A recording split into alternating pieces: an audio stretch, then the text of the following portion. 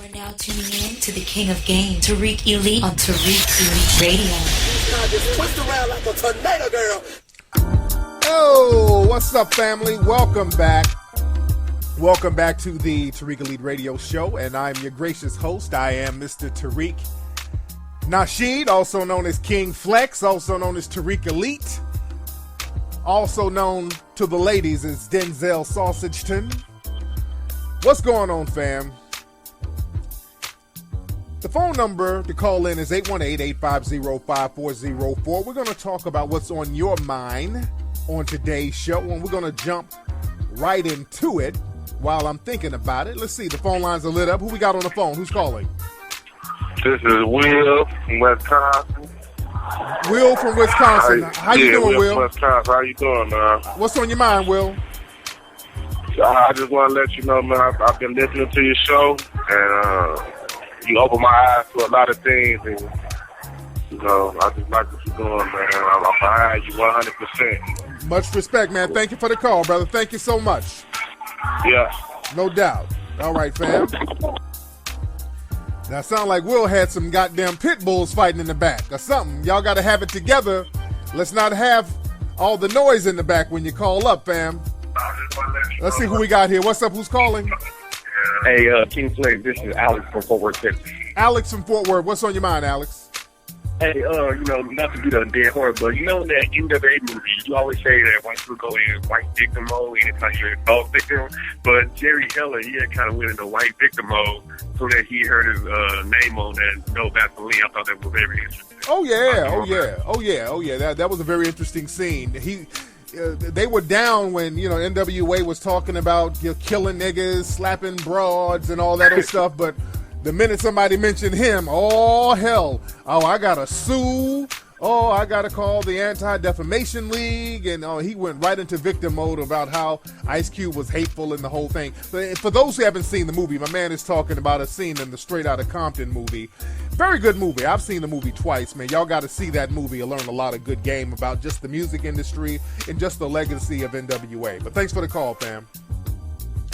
Oh, yeah, man. Those suspected white supremacists, they'll go into victim mode at the drop of a hat, man. I saw a video of a guy, it was a white dude on a bus, starting a fight with a black dude. He kept getting up in the brother's face and kept taunting the brother, and the brother kept saying, hey, man, you know, leave me alone, dude. The white guy just kept messing with him. Hey, you're a coward, dude. You're a fucking coward, man. The brother said, man, you need to leave me alone, dude. I'm just trying to tell you. And the white dude just kept egging him on. What the fuck are you gonna do, man? You're fucking coward, dude. You're coward, man. Fuck you. And he just kept on. And he just kept on. And then the brother got up and started putting them beats on him. The brother touched him up real quick. And the minute the little suspected white supremacist got touched up, he hopped up talking about, call the police, man. Call the police. He went right into victim mode. So those white supremacists, man, they're very good at egging people on and getting into victim mode. Now, a lot of people are talking about right now another Rachel Dolezal situation with a Black Lives Matter activist, and I use those terms in quotations, a guy named Sean King. There's some stories that came out today. It was trending on Twitter. I know TMZ picked up on it. A lot of the news outlets picked up on it. But a guy named Sean King, who's an activist, and he's a writer and a journalist. And Sean King, he's down with the whole Black Lives Matter people. And today they've outed him, quote unquote, as a white person pretending to be black. Sean King, his whole thing, I think he was saying that he was a very light-skinned person. You know, and I've seen very light-skinned black people who are black, but he claimed, from what I understand, that he was biracial. And some white supremacists outed him. You know, they've outed him. They found his parents, and they found some documents saying that he specified himself as being white when he was, I think, on an arrest record from some years back. And They just found a lot of documentation on the guy. They found some birth certificates of his father and the mother. They were both white. So this is another seemingly Rachel Dolezal situation of a white person pretending to be black. And a lot of people have been asking my opinion on that. And now let me first say this. Sean King has done a lot of great work. I'll give him that. Sean King has done a lot of great work. A lot of great work from Sean King. He seems like a very thorough gentleman. Now, the only issue I have with Sean King, because we corresponded briefly last year, and, I was riding with him real heavy at first, but something happened that kind of made me a little weary of dude, and I'm not trying to discredit anything from this guy. I'm not trying to discredit anything from him. But it was a correspondence that we had about a year ago, and I posted it on my Twitter page, that made me a little skeptical about him. And not to discredit anything from him, but just a little skeptical about him because, we were co-signing each other's activism. And y'all remember when some of those fake pretend feminists who's down with Black Lives Matter, when I started donating money to the people in Ferguson, some of those phony ass, fraudulent Black Lives Matter people got upset because they felt that I was taking their shine, and then they went on a little slander attack on me. They were trolling me on Twitter. A lot of them were writing negative articles, all of those fraudulent Black Lives Matter people, because I've been warning people about the Black Lives Matter folks for years. Then I exposed some of those fraudulent Black Lives Matter quote-unquote activists who were accused of stealing money down there in Ferguson and the whole 9 yards. As it is just me defending myself.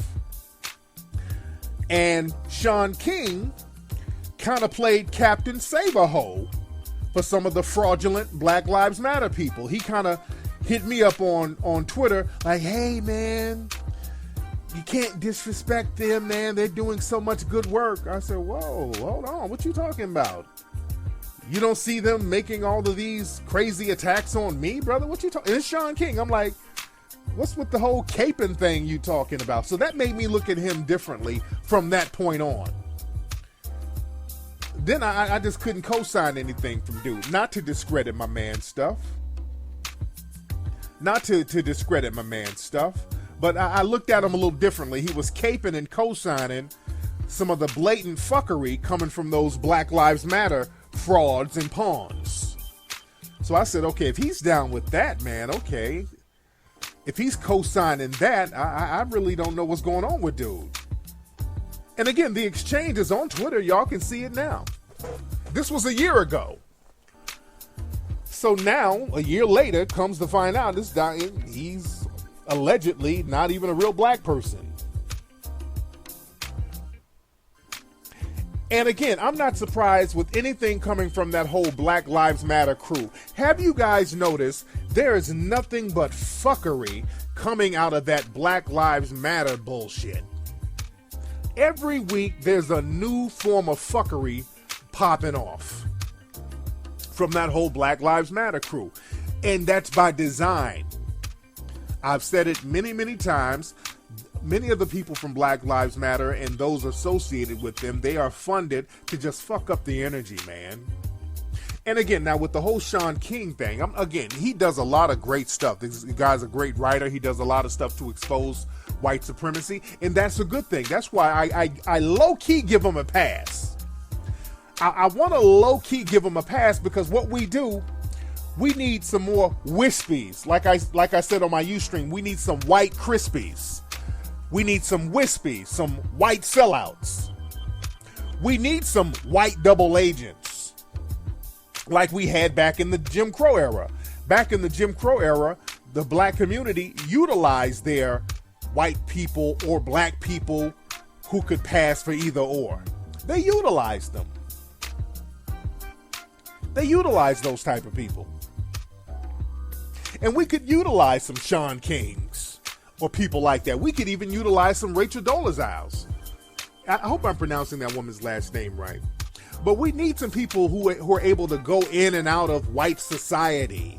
They don't have to proverbially put on blackface, but we need people to kind of give us the inside track on what's happening in the white supremacist culture, because a lot of times they have access to white supremacist culture.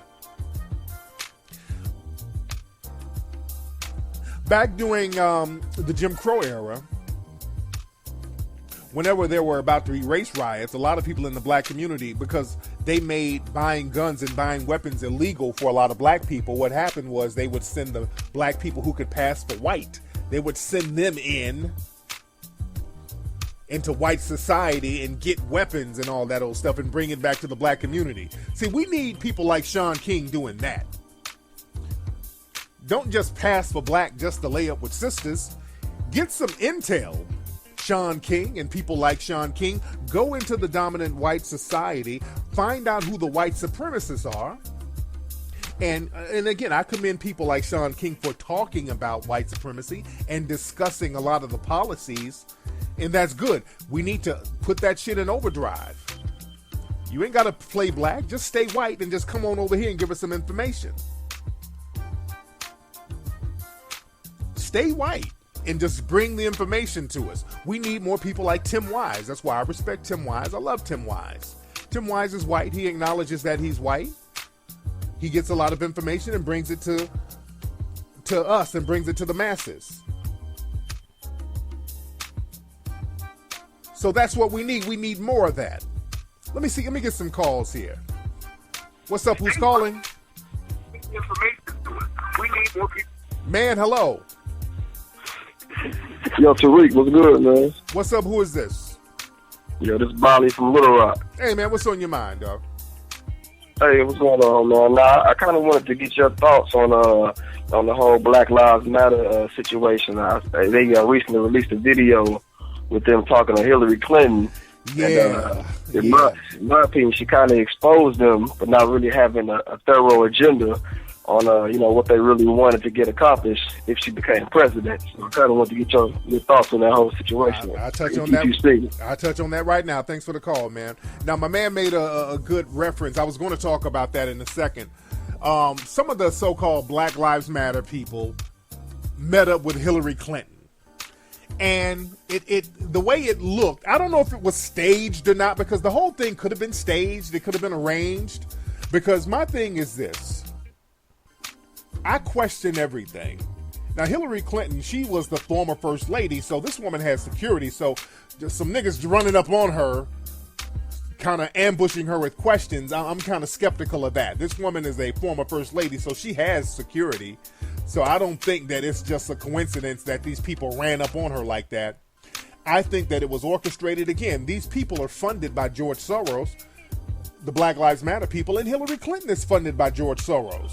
Let's be very clear. So the whole meeting that they had, that could have been a staged thing. But she met up with these people. They seemed like they were backstage somewhere. And they were like, well, Miss Clinton, I mean, we need to do something about mass incarceration. They brought up some good points. They were talking about mass incarceration is the new slavery. Very good points. And then Hillary basically said, and she hit on some very interesting points. She said, well, look, you can't change people's hearts. I'm not trying to change racism. You can't change people's hearts. What we can do, we can change laws. We can, allocate funds and resources. We can put together certain policies. So what she was saying was making sense. But the so-called Black Lives Matter people, they didn't pick up on that. They didn't attack what she said. They didn't piggyback off what she said. What she said was very important. Basically, she was almost saying, hey, man, y'all get some paper together and holla at me. Let's do something. See, the thing is, we want to get there. We want to get around people and get all emotional and start talking about our feelings and all this old stuff. And we don't want to start talking about some real tangible things. Let me see if I can find the clip real quick of Hillary Clinton talking to the Black Lives Matter people. I'm looking on YouTube. Hopefully it's not one of these bait videos. Oh, wait a minute. Hold on. It's one of the, hold on, let me find the real clip, because I hate watching videos or looking for a video and it's a bunch of bait videos where it's a bunch of dumb motherfuckers talking before you see the video. Like you click it, Black Lives Matter talks to Hillary Clinton, and all of a sudden, hey, what up everybody? It's that stupid ass shit.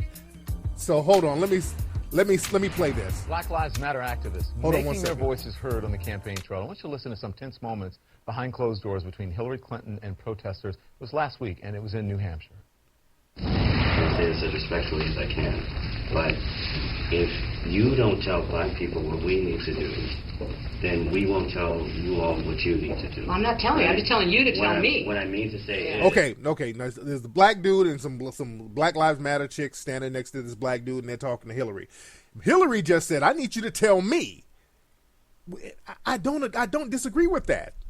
I do not disagree with that. Is that this is and has always been a wet problem of violence. It's not... There's not much that we can do to stop the violence against us. Well, if that is a conversation that I push back. I understand. I understand what you're saying. Also, respectfully. Yeah. Okay, this nigga. Okay, they got some little beta ass nigga, who's barely articulating himself. See, they get these niggas. They get around white people and then they choke up. These niggas are real rah-rah when they're online and all that, but when they get around white folks, they choke up. The dude should have really drove that shit home, man. If you had the opportunity to talk to her, a front runner, and start letting her know what the deal was, you'd be prepared. Hold on. Well, respectfully, if that is your position, then I will talk only to white people about how we are going to deal with the very real problems. That's not what I mean. Joining me now, the activist you saw in that and they clip, putting these niggas Julius Jones, a founder of Black Lives Matter, Worcester, Massachusetts. Also, Denisha Yancey, who's a founder. Okay, now they just putting these niggas on TV, giving them some attention right now. Okay, all right. But what Hillary Clinton was basically saying, tell me what you want. Give me an agenda. These niggas are running around talking all this shit, but they're not saying anything specifically. They just kind of want to debate. They want to get on that Hotep shit almost. They ain't talking about nothing specifically. Hillary Clinton said, tell me what you want. Dude, put me in front of Hillary Clinton. If you got Hillary Clinton there, that was the perfect opportunity to say, okay, Miss Clinton, this is what we need. What we need, since we're talking about allocation of resources, we need resources to start black businesses, specifically for black people, not no minorities. That's the first thing you should say. If y'all ever see Hillary Clinton, I'm telling y'all what to say. When Hillary Clinton starts coming down to them damn churches, tap dancing and shit with y'all niggas, this is what you say. Hey, Hillary Clinton, what we need you to do is, first of all, stop referring to us as minorities. Stop saying you're going to do something for minorities. We want you to do something specifically for black people. That's number one. Number two, allocate resources for us to start black businesses. Allocate resources for that, not minority businesses, black businesses. Okay? Allocate resources for us to get land. Start hitting up hit all the shit up. We need land for black people. We need to be protected on that land, just like the Native Americans are protected on their land. We need you to look at the Treaty of 1866, where it shows that black people who are freedmen were supposed to get money, just like the Native American. You need to start hitting her up for some specific shit. Then start talking about, okay, this is what we want you to do about the prison system. We need to create a situation where the low-level offenders can get into halfway houses that we run, so allocate us some funding to run halfway houses for our people. That, man, put me in front of Hillary goddamn Clinton. I'll tell you specifically what needs to be done.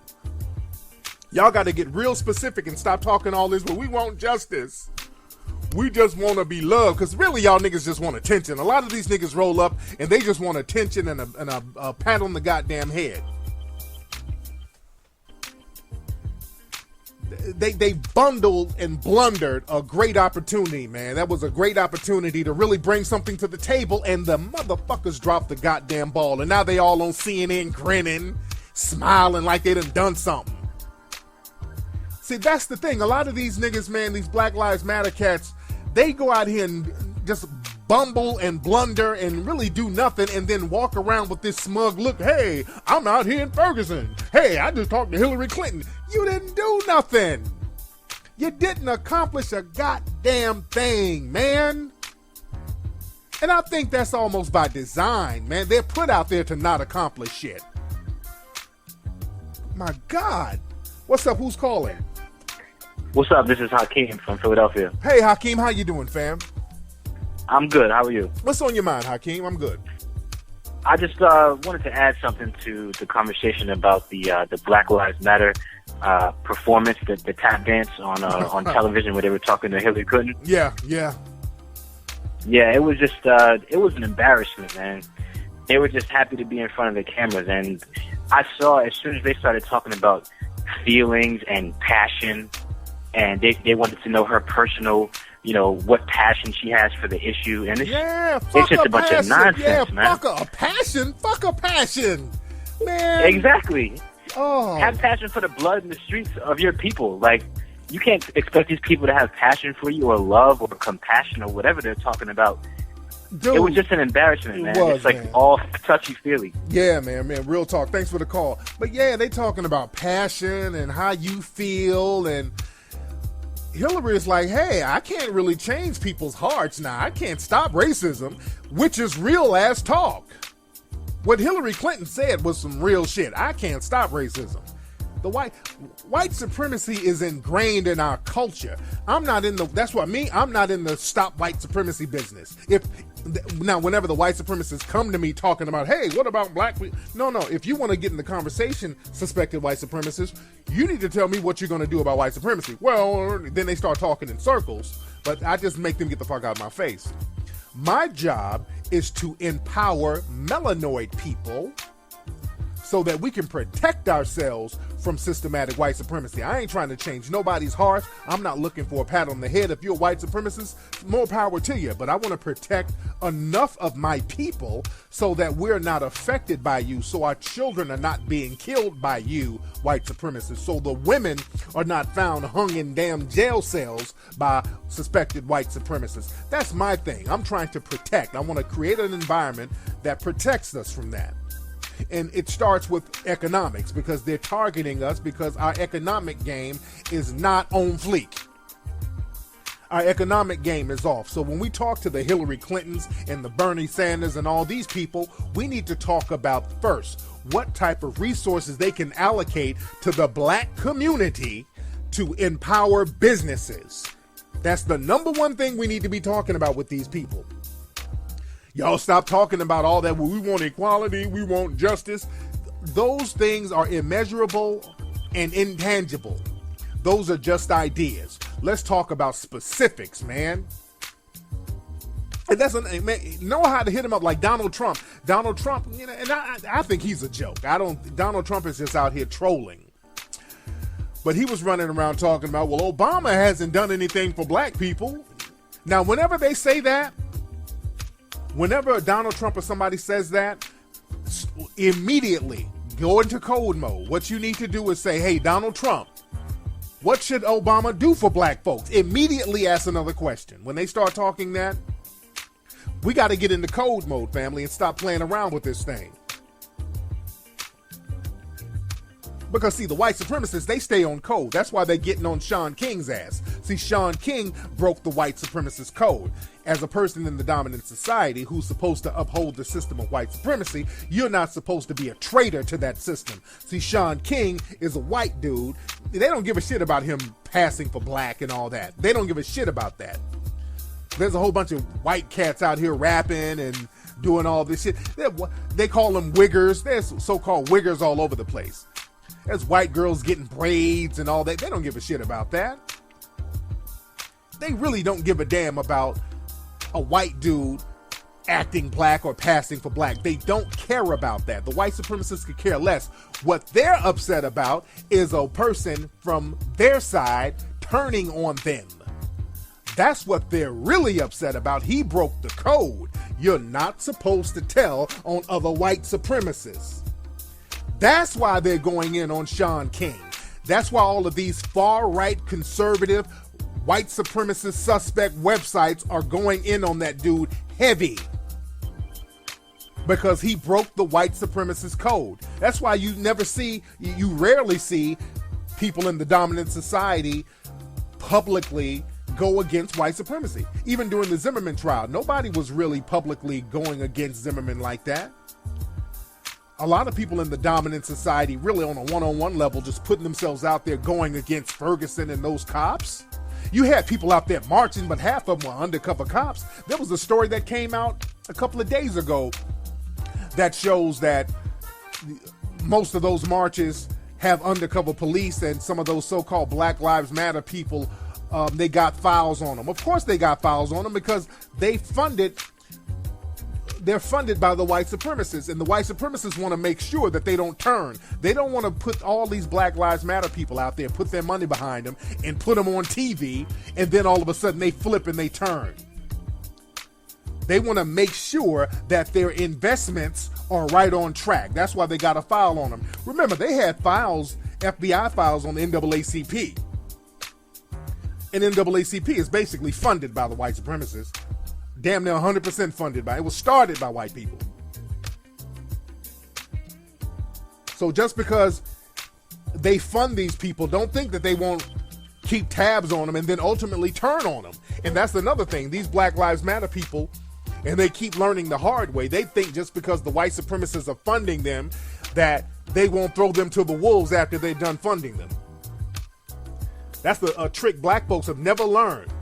Black people don't think that, okay, this person's funding me, so I'm good. They'll turn on you at the drop of a hat. That's why they turned on Shaun King. They're turning on a lot of those Black Lives Matter people because they're starting to not need them anymore. You dig? They're starting to turn on the coons. They're starting to turn on the bedwenches out here. They're not playing games. See, the white supremacists, they have a code of conduct. If you turn against them, you go against them, they have a mechanism to ostracize. But we allow too much coonery to go on in our community. We allow people who are supposed to be black to pair up and sell us out to the white supremacists. Just like with that street harassment thing I've been warning people about for years. I saw a photo, a brother in New York sent me a photo of murals they're putting all around New York City talking about stop street harassment. They're painting murals on walls. Street harassment is about power, and they're doing it in all those places that they're going to gentrify. They are doing the shit like clockwork, family. They are doing it like clockwork. See, the thing is, black folks, we love being pawns in other people's games. See, we got to stop that pawn in the game thing. And that's today's theme. If you listen to the show, it's about not being pawns, because pawns are disposable. You can use pawns and then get rid of them when you decide to get rid of them. But in New York City, they've set the pawns up nice, and they set the street harassment campaign up nice. So now when it's time to gentrify all the Negroes up out of the neighborhood, because again, y'all got all those hipsters running around jogging and walking their dogs and smoking weed and all that, but you gotta understand, when these hipsters start putting their kids in school, they ain't sending them to your schools. They ain't sending them to school with your kids. That's when it's time to get your ass up out of there. Check out my brand new lecture called Code of Conduct. You can get that right now at TariqRadio.com. I go real deep into the codes and a lot of the stuff I'm talking about now. Y'all need to get that lecture. But like I said, they're going to start gentrifying brothers and sisters. And sisters, see, don't think that street harassment is just going to get at the brothers. That's another thing. Y'all think that street harassment campaign is just going to hit the brothers up. Oh, no, no, no. That's for the sisters too. As you see with the Sandra Blands and all these other sisters out here getting killed, they ain't holding off on just us. They getting you too. And what's going to happen when they get the whole street harassment laws in place? Y'all think it's all about a brother walking up saying, "Hey, how you doing?" and making a woman feel uncomfortable. No. If you're a black man, they're setting it up so if you look at a white woman sideways, if you look at her and make her uncomfortable, that can be considered street harassment. They've never defined exactly what street harassment is. Street harassment can be just looking at somebody a certain way, and they can misinterpret that or reinterpret that as street harassment, and they can say, hey, I'm being harassed on the street by this guy, and they can come and shake you down, and all they got to do is say, hey, we got a street harassment call on this guy, so we were justified in violating this dude. See, they got to set up stuff to go around the Constitution. That's why they set up all these crazy laws for black folks, so that they won't specifically violate the Constitution. They do things to dance around that. Exactly. Somebody in the chat room said, black men, you can thank fraudulista. You can thank fraudinista. You can thank her. Exactly. That's a number one person you can thank for that. Sellout NBW. Fraudinista Jones. She was one of the main ones co-signing that. And they're going to be attacking black men and black women over that. Because y'all know all these World Star videos, y'all see sisters out here fighting in the street and all that. All you got to do is have a white woman call up and say, hey, 911, there was some negresses harassing me. They were going to beat me up. All these sisters have to do is look at a white woman wrong in New York, and they can get you too. So I say bravo to the white supremacists. I've been yelling about this shit for the last couple of years, but a lot of times we just have to wait until it pans out so that other black folks will believe it. So we got to get on our game and stop being pawns out here, family. Let me get a couple of more calls. And don't forget, man, also go to HiddenColorsFilm.com and get Hidden Colors 1, 2, and 3. What's up? Who's calling? Hey, Tariq. This is Idris. I'm Too Smooth _ 23. Your name is Idris? Yeah. Idris, where you calling from, Idris? I'm calling from Hoffman Estates. Where's that? Illinois. Actually, suburb of Chicago. There you go. What's on your mind, Idris? Man, first thing first, man, I want to commend you for all you've been doing, for the community and stuff. And, yes, I'm actually, I've been here since 96. I'm actually from the Ivory Coast, right by Ghana. Oh, cool. So, cool. Yeah, I was talking about the Black Lives Matter people. Yeah. They were, I saw the whole Hillary Clinton thing, and hold on, let me turn my radio down. Go ahead, brother. But yeah, like on the whole Hillary Clinton thing, I saw the video, but I kind of want to know, like, how should we, view their positioning? Because one thing that they kind of said, was it should be, like they're tired of it being, all lives matter, that it should be Black Lives Matter. Instead, like, how should we, like, what should I take from that? Because in a way, I'm kind of looking at it as in, like, they really shouldn't be talking to these politicians like Bernie Sanders or Hillary Clinton. They should be more so trying to organize within ourselves.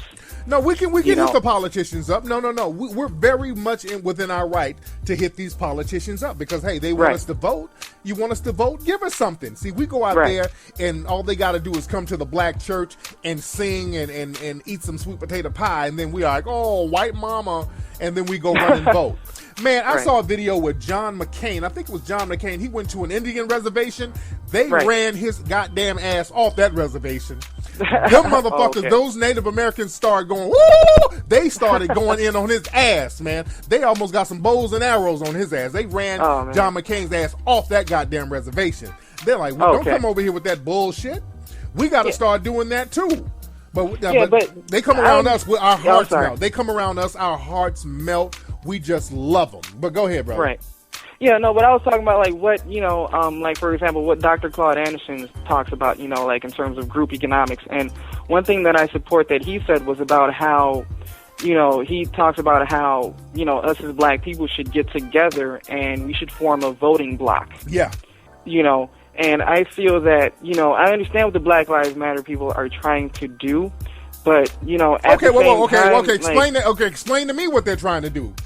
Because nobody really knows. Nobody knows what they're trying to do. I'm trying to understand, which is why, I'm sorry, I'm trying to understand, which is why I called in, because, like, I kind of really didn't get the positioning, because they're talking to Hillary Clinton, but at the same time, there's nothing really getting done. That's what I'm saying. You just said, well, I know what they're trying to do. Okay, well, please inform me, because I don't know what the fuck they're trying to do. Don't nobody know what they're trying to do. That's the thing, and that's what Hillary Clinton was saying. Tell me what you want. Well, we get hated on, and we the passion, and Oh, God. Just tell her y'all didn't come prepared. What the fuck? Right. Man. Anyway, man, thanks for the call, man. My God, man. These cats do not come prepared. Tell her what you want. You got an opportunity to talk to Hillary Clinton. Tell her. This is what we want. We need some tangibles. We need funding. We need land. We need federal protection. There's a lot of shit you could have hit Hillary Clinton up, man. You could have hit up with a lot of stuff. Anyway, y'all, that's been today's episode of the Tariq Elite Radio Show. Remember, man, don't be pawns. Because you got to, hey, this whole Black Lives Matter thing getting in front of Hillary Clinton, again, they could have just been pawns, man. They could have been set up to go there to specifically talk about some bullshit. Because I don't put that past them either. That's why they're on TV now grinning and all that stuff. They could have got on TV and got put out there just to be pawns, to talk about some straight up bullshit and not talk about anything tangible. And this is why they're getting rewarded with attention. They know niggas love attention. All they got to do is put a camera on us and just parade us around when we ain't talking about shit and give us all the shine, and we eat that shit up. Anyway, y'all, go to TariqRadio.com, get my new lecture called Code of Conduct, and also you can get my lecture, International Racism. Very good lectures. And I'm going to have some more of my lectures posted up on my Tariq Radio website pretty soon. I'm putting a lot of my lectures up and all that good stuff. And I will holler at you guys on Ustream this Sunday